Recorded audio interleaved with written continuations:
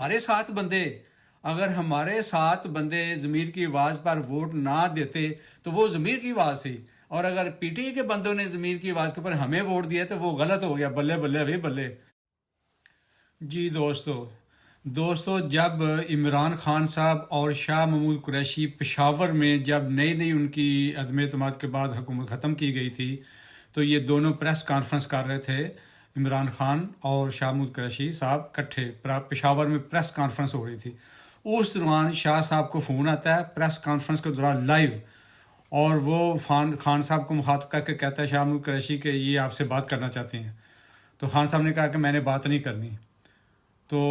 پھر شاہ محمود کہتے ہیں کہ نہیں، وہ کہتے ہیں کہ اگر آپ بات نہیں کریں گے ہم آپ کو ٹریپ کر لیں گے۔ تو خان صاحب نے کہا کر لو۔ اس وقت آج سے 2 سال پہلے میں نے ویڈیو بنا کے آپ کو بتایا تھا کہ شاہ محمود قریشی جو ہے نا، یہ کمپنی کا ٹاؤٹ اور یہ سلیپر سیل ہے، یہ آگے جا کے مطلب کام آئے گا۔ انہوں نے سلیپر سیل کے طور پر رکھا ہوا ہے، تو سب سے اہم کام جو ہے نا وہ اس سے لیا جائے گا، ٹھیک ہے۔ تو اب آپ دیکھ لیں، اب آ جائیں 2 سال بعد کہ خان صاحب کو بڑے بڑے لوگوں نے دھوکہ دیا، لیکن یہ شخص خان صاحب کے ساتھ ساتھ لگا رہا، ٹھیک ہے۔ اس کو جیل میں بھی ڈالا گیا، لیکن یقین مانے ہمیں جو رپورٹیں آتی تھی نا وہ یہ تھی کہ اس کو جیل میں مطلب مغلوں جیسی اس کو سہولیات دستیاب ہیں ابھی تک۔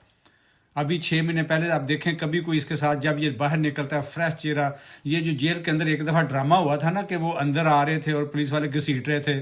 یہ صرف عوام کو 5th جنریشن وار کا چکر دینے کے لیے وہ ڈرامہ کیا گیا تھا کہ لوگوں کو پتہ چلے کہ شاہ محمود قریشی کتنا لائل ہے عمران خان کے ساتھ۔ وہ یاد ہے نا ایک دفعہ جیل کے اندر گھسیٹا گیا تھا ان کو، وہ ڈرامہ تھا صرف عوام کو۔ یہ میں کئی دفعہ کہہ رہا ہوں کہ 5th جنریشن وار جو ہے نا یہ بڑی مشکل ہوتی ہے یہ سمجھنا اس کو۔ خیر، اب جو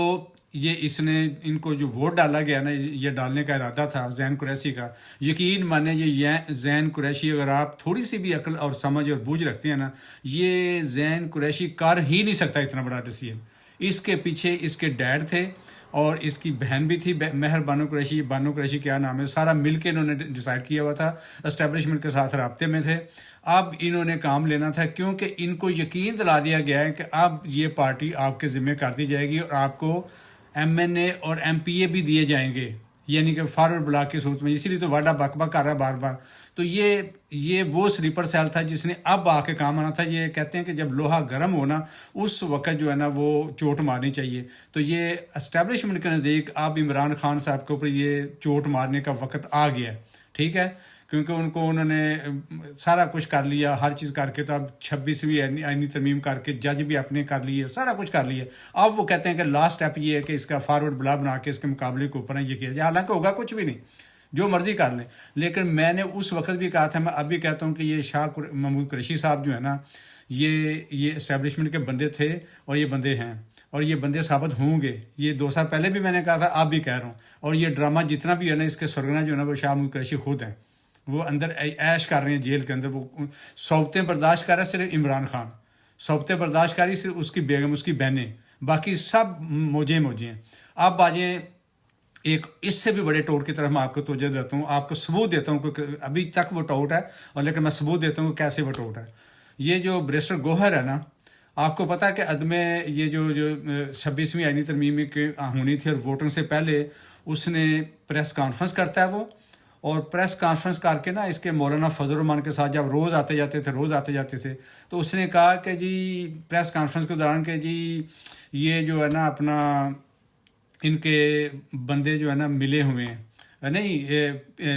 مسلم لیگ نواز کے پیپلز پارٹی کے بھی 7 ایم این ایز ہیں جو اپنے ضمیر کی آواز پہ ووٹ دیں گے، ہمیں دیں گے، یعنی کہ وہ ان کو ووٹ نہیں دیں گے، وہ ضمیر کی آواز پہ بار بار یہ بات کرتا تھا، مجھے سمجھ نہیں آتی تھی، ٹھیک ہے۔ اور دوسرا اس نے بیان دیا تھا گوہر نے، یہ تو ایک ہو گیا، دوسرا اس نے بیان دیا تھا مولانا فضل الرحمان کے ساتھ پریس کانفرنس کرتے ہوئے کہ ہمارا تقریباً جو ہے نا وہ مطلب کمپرومائز ہو گیا، وہ ہم متفق ہو گئے ہیں اس مسودے کے اوپر، جو فضل الرحمان صاحب کے، اس کے اوپر ہم متفق ہو گئے ہیں، یہ بھی اس نے بیان دیا تھا، ٹھیک ہے۔ اب ان دونوں بیانوں کو دیکھیں کہ اب گورنمنٹ ان دونوں بیانوں کو لے کے نا وہ پراپوگنڈا کر رہی ہے کہ P T I on board تھی۔ وہ کہتے ہیں ابھی یہ کہہ رہے ہیں کہ یہ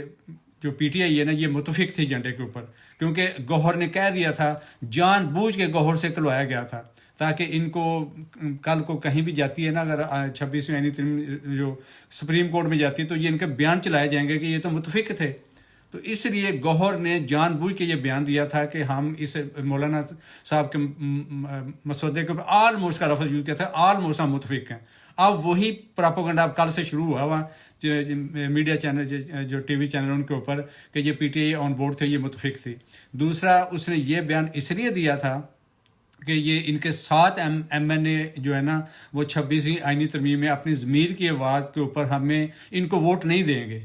یہ تو ہمارے بندے توڑے نا. اس کا مقصد پتہ کیا تھا؟ اس کا مقصد یہ تھا کہ جو کمپنی نے ضمیر کی آواز کے اوپر پی ٹی آئی کے بندے جو سنبھال کے رکھے ہوئے تھے نا اس کو جسٹیفائڈ کرنا تھا. یہ بڑی باریک وارداتیں ہوئی ہیں تاکہ کل کو یہ نہ کہہ سکے کہیں کہ اور یہی انہوں نے کہا کل اس نے خواجہ آصف نے اور احسن اقبال نے کہا کہ اگر ہمارے 7 بندے ضمیر کی آواز پر ووٹ نہ دیتے تو وہ ضمیر کی آواز تھی، اور اگر پی ٹی آئی کے بندوں نے ضمیر کی آواز کے اوپر ہمیں ووٹ دیا تو وہ غلط ہو گیا. بلے بلے بھائی بلے. یہ قومی اسمبلی کے اندر یہ انہوں تقریریں کی اور میڈیا چینل کے یہ کمپین چلا رہے ہیں. یہ صرف جان بوجھ کے اس کو کہا گیا تھا